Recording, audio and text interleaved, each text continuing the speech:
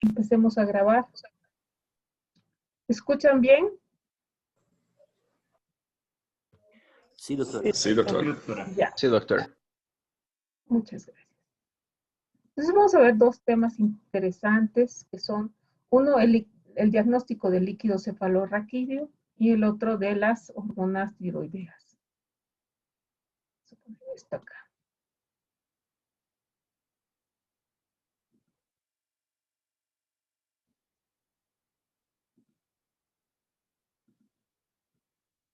Muy bien. Manera de introducción. No sé si estamos grabando, creo que sí, ¿no? ¿Alguien puede decirme?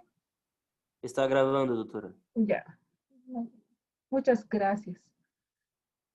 Primero, el líquido cefalorraquídeo hemos visto en otros temas, como por ejemplo anatomía, que era un líquido que bañaba el sistema nervioso central, que tenía un aspecto particular que se formaban en los plexos coroideos a través de un ultrafiltrado y una secreción activa. Es decir, que hay primero la filtración del líquido a través de los capilares que están rodeando el sistema nervioso central y también una secreción activa que se encuentra en el revestimiento eh, de los plexos coroideos. El volumen normal de líquido cefalorraquídeo va entre 90 y 110 ml por día. ¿Cuál es la función? Ustedes ya saben, pero les vamos a hacer recuerdo, que es colchón y protector del sistema nervioso central, recoge productos de desecho del sistema nervioso, de la circulación en general, y sirve de reservorio y ayuda a la regulación del contenido del cráneo, ¿no? Por lo que tiene estas funciones particulares y permite que básicamente el cerebro esté suspendido en una cama de agua. ¿Por qué es importante estudiar el líquido cefalorraquídeo? ¿Qué importancia tiene dentro del diagnóstico en general? Primero, porque nos ayuda a diagnosticar infecciones del sistema nervioso central, tales como meningitis, sean virales, bacterianas o fúngicas, o parasitarias. Procesos vasculares, como por ejemplo ACVs, enfermedades desmielinizantes, como por ejemplo síndrome de Guillain-Barré, tumores del sistema nervioso central. Y también nos ayuda a identificar en el caso de que hubiera una fístula de líquido cefalorraquídeo en el caso de los TECs en niños y adultos. Por ejemplo,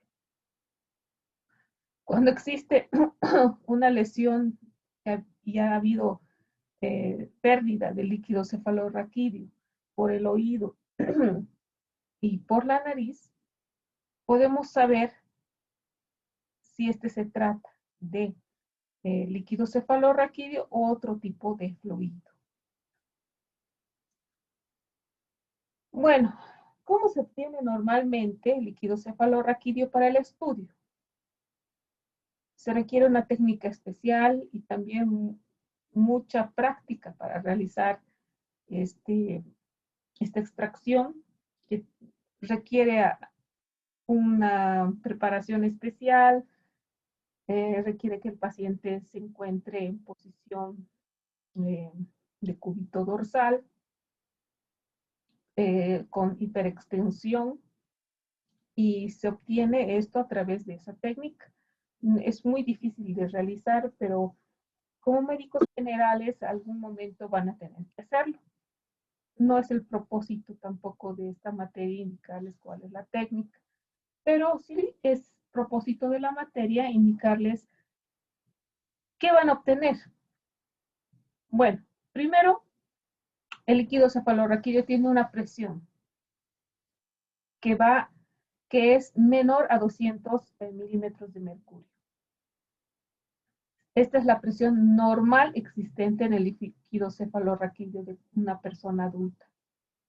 Con presiones normales, es decir, menores a 200 milímetros de mercurio, puede extraerse hasta 20 ml de líquido cefalorraquídeo sin peligro. ¿Por qué digo sin peligro? A ver, ¿quién podría ayudar? Porque pensamos que si extraemos un poco más, podemos poner en riesgo la vida del paciente.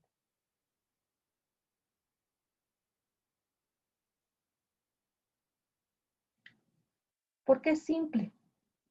¿Cuánto se producía diariamente de líquido cefalorraquídeo? ¿Quién me puede decir? Hace rato he hablado sobre eso. Entre 90 y 150. Y decía que estaba el cerebro suspendido en una cama de agua. Y es así. Si se extrae más de esa cantidad, corremos el riesgo de enclavar al paciente y provocarle una lesión en el bulbo encefálico, dañando los centros importantes para la vida, ¿no? Por eso no debe extraerse más de 20 ml en condiciones normales. Si la presión es mayor a 200 milímetros de mercurio, no debe extraerse más que 12 ml. ¿Y cómo se sabe eso? Se dice que la presión normal del líquido cefalorraquídeo, de la salida del líquido cefalorraquídeo, es de a gota, de un chorro que no llega siquiera a levantarse. Cuando es mayor a 200 milímetros de mercurio, sale con un chorro como si fuera pileta. En ese caso, no debe extraerse más de 2 ml y se obtiene en 3 tubos. El primer tubo es para estudio bioquímico e inmunológico, el segundo es para un examen microbiológico y el tercero para un recuento de leucocitos y su recuento diferencial. Entonces, son 3 tubos que debe obtenerse. Bueno, en todo examen va a haber un examen macroscópico y un examen microscópico. El macroscópico se refiere a las características a simple vista del líquido cefalorraquídeo que deben ser reportadas. Es importante la observación, ya que puede llevarnos a un diagnóstico, aunque simple, pero conducirnos a un diagnóstico adecuado para nuestro paciente. Primero tenemos que ver que no haya coágulos. Normalmente no existe coágulos en el líquido cefalorraquídeo. Pero si existiera, significa que ha habido una punción traumática, es decir, ha habido lesión de la piel y con ello capilares que han provocado que se active la cascada de coagulación. También la presencia de coágulos nos puede hacer pensar, corroborando obviamente con la clínica del paciente, en una meningitis purulenta. Bueno, normalmente ese líquido cefalorraquídeo no debe coagularse. No debe haber coágulos de fibrinógeno. Pero si aparecieran de manera irregular, tenemos que pensar que si no existieran de forma regular, tenemos que pensar que existe una hemorragia subaracnoidea, siempre y cuando esté teñida de rojo. ¿Y cómo podemos explicar eso? Si no aparecen coágulos con un líquido cefalorraquídeo casi sanguinolento. ¿Cómo podemos explicar que sea una hemorragia subaracnoidea? Podemos explicarlo debido a que al existir una hemorragia subaracnoidea ha habido ya coagulación de esta sangre en el espacio que cubre el líquido cefalorraquídeo. Y al ser extraído ya se ha consumido. Hemos hablado que al mismo tiempo que se inicia la coagulación, se iniciaba la fibrinólisis. Entonces, esta sangre ya ha consumido sus factores de coagulación, por eso no se coagula. La viscosidad del líquido cefalorraquídeo es normal, así se denomina, viscosidad normal. Cuando se encuentra aumentada, tenemos que pensar la presencia de una meningitis criptocócica o una metástasis meningia. No debe tener normalmente glóbulos de grasa. Pero si existiera, debemos pensar en el embolismo graso del cerebro. ¿Cuándo ocurre esto? Cuando hay fracturas de huesos largos o también en liposucciones masivas de más de 9 kilos. El color. El color normal del líquido cefalorraquídeo es tipo cristal de roca. Es un color amarillo, amarillento, cristalino. Rojizo significa que existen hematíes, sangre. Verdoso nos hace pensar la liberación de la mieloperoxidasa de los leucocitos. Lo que quiere decir es que hay una infección. Amarillo, la liberación de bilirrubina. Ahora hablaremos del examen químico. Normalmente el líquido cefalorraquídeo tiene un pH menor al plasma, de 7.3. ¿Por qué será eso? Porque es ligeramente ácido. Primero, para proteger al sistema nervioso central de bacterias. Hemos dicho que el líquido cefalorraquídeo se producía por una filtración o un ultrafiltrado de los capilares que bañan el sistema nervioso central. Bacterias muy pequeñas pueden franquear esta barrera hematoencefálica y por eso el líquido cefalorraquídeo tiende a ser ligeramente ácido. Además, debido a que el tejido nervioso central no goza de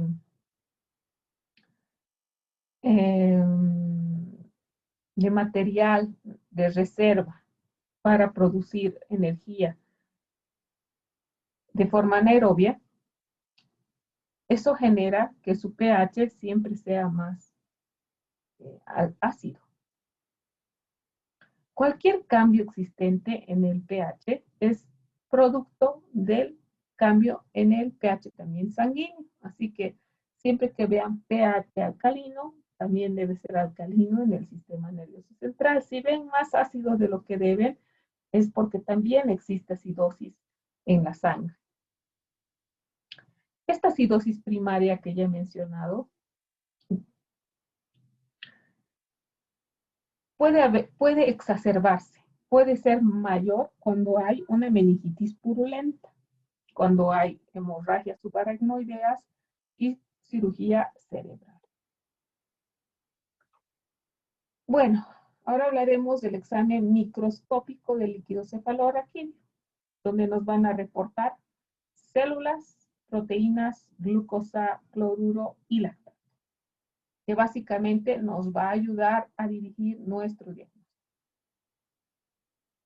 Las células. Las células normalmente son 8 células por campo. Debe predominar los linfocitos.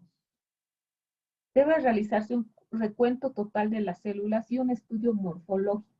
Es decir, no solamente decirle la cantidad y cuáles son los elementos predominantes, sino saber qué forma tienen y en qué cantidad existen. Debemos pensar que muestras con sangre no tienen valor para el conteo, porque también existen estos elementos formes dentro de la sangre. Así que toda muestra con sangre debe ser desechada, no sirve para la celularidad. Y así podemos hablar de pleocito. Un pleocito es toda célula del líquido cefalorraquídeo. Entonces ya no hablamos de otra cosa que no sea un pleocito, es un linfocito del sistema nervioso central. Y el término pleocitosis quiere decir la presencia de un pleocito en abundancia, es decir, un linfocito abundante. Linfocitosis del sistema nervioso central. Se ve sobre todo en procesos infecciosos y raramente en procesos tumorales. Y así podemos hablar de pleocitosis ligera, moderada y marcada, dependiendo de la cantidad de células. Si hay una pleocitosis ligera, será entre 10 y 30 células por ml, cuando lo normal es 8. Y se verá sobre todo en la meningitis aséptica, tuberculosa, encefalitis virales, poliomielitis, neurosífilis y herpes. La pleocitosis moderada va entre 30 y 100 células por ml y tiene igual connotación que la que mencioné. La pleocitosis marcada va de 100 a 50 células por ml, 50 a 100 pleocitos, y se va a encontrar sobre todo en las meningitis bacterianas, tuberculosas, y una ruptura de un absceso cerebral. Muy bien, ahora hablaremos del citodiagnóstico cualitativo, es decir, ¿qué tipo de células son? Si bien son linfocitos, la linfocitosis, la mayor cantidad de estas células, se debe sobre todo a procesos agudos o crónicos, dependiendo siempre si es una gran cantidad o una cantidad moderada. Si existe polinucleosis en los neutrófilos, es decir, polinucleosis neutrófila, hablamos de pleocitos polinucleados. Se debe sobre todo a procesos sépticos agudos. Cuando hablamos de polinucleosis eosinofílica, nos referimos a procesos parasitarios, inflamatorios del sistema nervioso central, también procesos alérgicos. Raros se va a encontrar la pleocitosis eosinofílica en linfomas y en enfermedades como la mononucleosis. Monocitosis, cuando son inespecíficos, y células atípicas cuando hay metástasis. Muy bien, después de toda esa letanía que hemos encontrado, que he recitado, ahora esto es lo más importante. Esto tienen que estudiar. Si saben todo esto, saben interpretar un líquido cefalorraquídeo. Primero, vamos a hablar de los parámetros. Un aspecto normal del líquido cefalorraquídeo es claro, cristal de roca. Las células, menos de 8, hemos dicho, mononucleares, 70% de mononucleares. Proteínas, menos de 45. ¿Por qué debería ser menos de 45 miligramos de litro las proteínas? ¿A qué se refiere eso? ¿Quién me puede decir? ¿A qué se refieren las proteínas en el sistema nervioso central?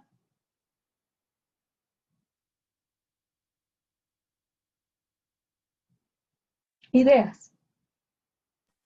Doctora, ¿Podría referir a alguna lesión o proceso inflamatorio? Eso es verdad. Las proteínas son inmunoglobulinas, ¿no? Hemos hablado ya antes de eso. Entonces, si las proteínas son inmunoglobulinas, debe haber menos de 45 inmunoglobulinas en un líquido normal. La glucosa debe ser mayor a 70, igual al de la sangre. Los cloruros, entre 116 y 122 milimoles litro. Y el lactato, que refleja la presencia de actividad anaeróbica, es decir, consumo de energía sin oxígeno, entre 1 y 3 milimoles litro. Siempre deben pensar esto, ya que la célula nerviosa no tiene capacidad de reserva. Por eso tienden a morir si no tienen la cantidad de suministro de oxígeno suficiente. Habiendo recordado todo esto, y yo les menciono las características normales porque en base a eso jugamos. Y vamos a jugar en 3 tipos de meningitis. Primero, una meningitis purulenta, que va a ser bacteriana, una meningitis viral y una tuberculosa. Primero, en la meningitis purulenta, el líquido va a ser túrbido amarillento. Claro que sí, porque se va a encontrar sobre todo a la mieloperoxidasa, que es fruto de los leucocitos, cuya reacción permite la salida de la mieloperoxidasa formando la especie de pus, ¿no? Segundo, las células, va a haber más de 10 células polimorfonucleares. ¿Cuáles son los polimorfonucleares? Neutrófilos, Neutrófilo, basófilos, basófilo, Neutrófilos polimorfonucleares, más de 80%. Eso habla de algo bacteriano. Proteínas, más de 40 miligramos decilitro. ¿Qué quiere decir eso?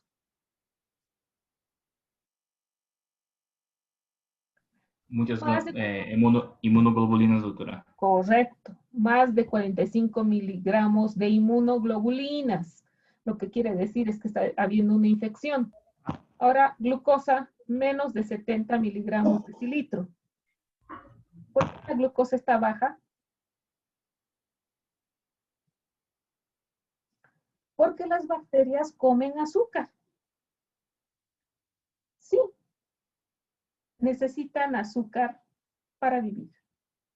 Así que, por eso la glucosa está disminuida. Los cloruros pueden estar normales y disminuidos, y fruto de un trabajo anaeróbico sin oxígeno, está elevado los lactatos, más de 3 milimoles litro. Fácil de reconocer. Ahora hablaremos de la meningitis viral. Este tiene un líquido claro, opalino. Tiene más de 100 células predominantes monomorfonucleares, linfocitos. Las proteínas van a estar aumentadas porque hemos dicho que son inmunoglobulinas. Y la glucosa va a estar normal o aumentada a 70. ¿Por qué? Porque el virus no come azúcar. Los virus son partículas incompletas y por eso difícilmente llegan a descomponer azúcar. Y como no descomponen azúcar, el lactato está normal y los cloruros normales. ¿Comprendido? ¿Fácil de reconocer? Yo creo que sí. Esta tabla tienen que aprenderla en memoria. No porque yo lo diga, sino si pueden darle sentido a todo lo que hablamos, pues ya no va a ser tan necesario repetir sin motivo. Ahora es importante saber cuáles son las características normales de la meningitis purulenta y viral, que es lo que yo siempre creo. Ahora hablaremos de la meningitis tuberculosa. Y la tuberculosis, ¿por qué está formada? Bueno, perdón, ¿cuál es el agente causal? Lo siento. ¿Quién me dice? ¿Cuál es el agente causal? Mycobacterium tuberculosis, doutora. Ya, ¿es bacteria, virus, hongo? ¿Qué es? Bacteria. Bacteria. Ahora veremos el aspecto de la meningitis tuberculosa. Puede ser claro o túrbido. Las células. Más de 100 células predominantes de mononucleares. Se parece a la meningitis viral. Proteínas. Más de 45. Claro, reacciones inmunológicas. Glucosa. Menos de 70. Así pueden saber qué es lo que está dentro del sistema nervioso central. Es una bacteria que está descomponiendo azúcar. Por eso el lactato va a estar aumentado. Y los cloruros, esa es una diferencia también, disminuidos. Entonces, la meningitis tuberculosa tiene características únicas, pese a ser una enfermedad bacteriana. ¿Entendido? Me parece bien. Bueno, además de todo ese estudio que hemos realizado del líquido cefalorraquídeo, tenemos que hacer un estudio microbiológico y serológico de este líquido. Y se realiza un examen directo con una tinción de Gram y Pociel-Nielsen para tuberculosis. Y también se puede realizar cultivo. Y también se puede realizar exámenes indirectos. Al líquido cefalorraquídeo se le puede realizar ELISA, BDRL, también pruebas para el HIV, reacciones para el sarampión, enfermedad de Lyme, brucelosis, etc. Bueno, lo más importante de este tema es primero diagnosticar meningitis, sea tuberculosa, viral o bacteriana. Pero también es importante saber la diferencia entre una hemorragia subaracnoidea y una punción traumática, porque nos va a pasar como médicos jóvenes, pues no sabemos hacer una punción lumbar, y yo misma no lo sé, no he hecho porque no he tenido pacientes, no he tenido la necesidad. El neurólogo siempre ha venido y ha realizado este examen, pero si les tocara y tuvieron un accidente, tienen que decidir si desechar la muestra o si les sirve para el diagnóstico. Y así pasa, que una vez obtenida la muestra, en 3 tubos, primero, en una hemorragia subaracnoidea, el color, el aspecto en los 3 tubos es desigual. Es decir, perdón, estoy hablando mal. En una punción traumática, el aspecto de los 3 tubos es desigual. Es decir, primero sale muy rojo, luego menos rojo y luego más claro. En la hemorragia subaracnoidea, los 3 tubos van a tener el mismo aspecto. La presencia de coágulos en una punción traumática es frecuente. En una hemorragia subaracnoidea no. No hay coágulos. El sobrenadante, es decir, lo que queda después de una punción traumática es incoloro, porque se ha coagulado, ¿no? Y el sobrenadante en una hemorragia subaracnoidea es xantocrómico. Y cuando se somete a la espectrofotometría, la punción traumática es negativa en la espectrofotometría. En cambio, en la hemorragia subaracnoidea tiene picos por la presencia de oxihemoglobina. Entonces, así es más o menos. Ya saben cómo diagnosticar una hemorragia subaracnoidea versus una punción traumática. También saben diagnosticar meningitis. ¿Preguntas? ¿Dudas? Doctora, ¿Sí? ¿cómo sabemos la presión del líquido cefalorraquídeo? Bueno, se estima. Es muy difícil saber, nadie creo que tenga un manómetro para medir la presión mientras va saliendo el líquido, pero se sabe que si sale a presión que es capaz de mojarte, es decir, llega hasta donde tú estás, es una presión aumentada y tiene signos semiológicos. Por ejemplo, la rigidez de nuca y otros signos meningios. En la presión normal del líquido cefalorraquídeo cuando se obtiene sin, en estados normales, sale a gota, a goteo, con chorro que no tiende a ser muy agresivo que llegue hasta ti.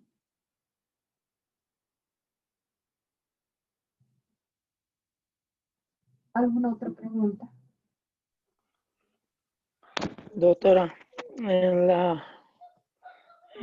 por microbacteria en tuberculosis, disminuye, ¿no? Microbacteria en tuberculosis disminuye los cloruros. ¿Cómo estaría disminuyendo los cloruros? Pues no comprendí bien, doctora. Bueno, disminuye el cloruro por una razón, vamos a ver. Es una característica propia. Mira, si vemos acá, en el líquido cefalorraquídeo normal, el valor es de entre 116 y 122. En la purulenta puede estar normal o disminuida. Es propio de una infección bacteriana. No nos olvidemos que el cloro es ciertamente proporcional, inversamente proporcional a la presencia de ácidos. Puede estar aumentado o disminuido dependiendo de la cantidad de ácido existente. En la meningitis viral, si nos damos cuenta, pues no hay variación. Y en la meningitis tuberculosa, por la gran cantidad de ácidos, el cloruro se ve disminuido. Por eso es. ¿Alguna otra pregunta?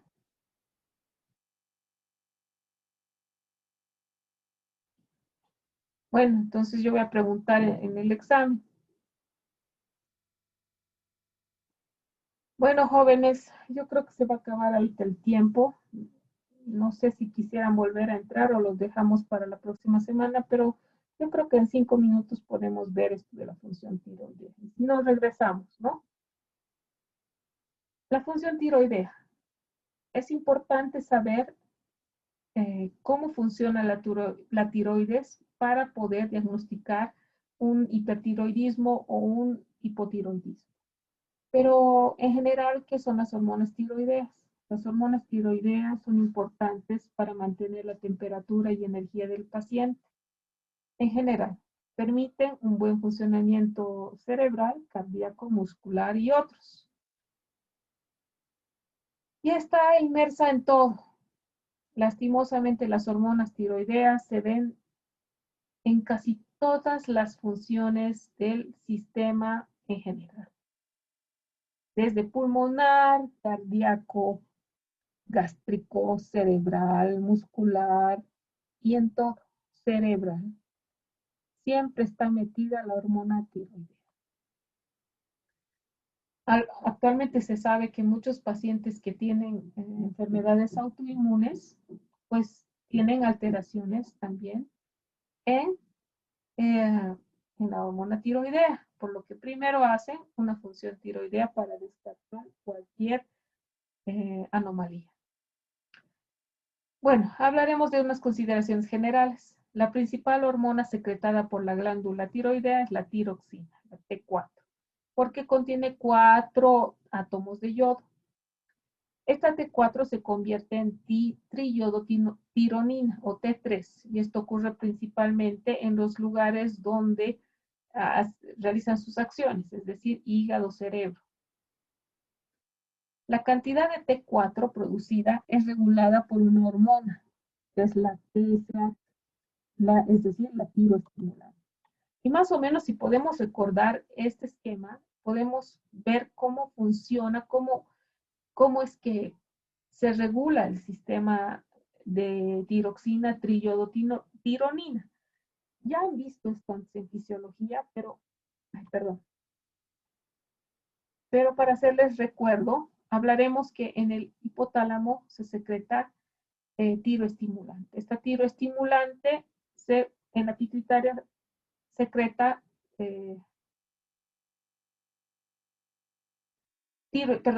secreta esta hormona tiroestimulante que es capaz de estimular a la tiroides para la producción de T4 y también T3. El nivel alto de T3, de T4, es capaz de hacer un feedback para el hipotálamo y evitar que se secrete TRH. Y de esta forma no se forme TSH. Bueno, la T3 y T4 circulan completamente unidas a proteínas de transporte, pero también existe una cantidad baja de estas proteínas libres.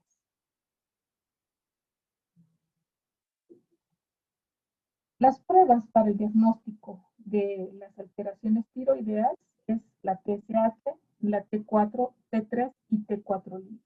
Eso deben pedir si creen que un paciente tiene alteración en las hormonas tiroideas. Primero, ¿cómo se va a interpretar la presencia del TSH? Es la mejor manera en un principio para medir la función tiroidea. El valor normal es entre 0,4 a 5 microunidades mililitro. Elevada significa que existe un problema en la glándula, es decir, un hipotiroidismo primario. Cuando se habla de la propia glándula que no puede producir, el problema es netamente primario. Se dice secundario cuando es posterior, es decir, la glándula está bien, la que produce la hormona está bien, el problema es fuera de ella. Disminuida, la TSH indica que existe una glándula hiperreactiva, es decir, la tiroides está tan ávida de esta TSH que produce T4 en una cantidad muy grande y se puede deber a un hipertiroidismo. Muy pocas veces puede estar disminuida por un hipopituitarismo.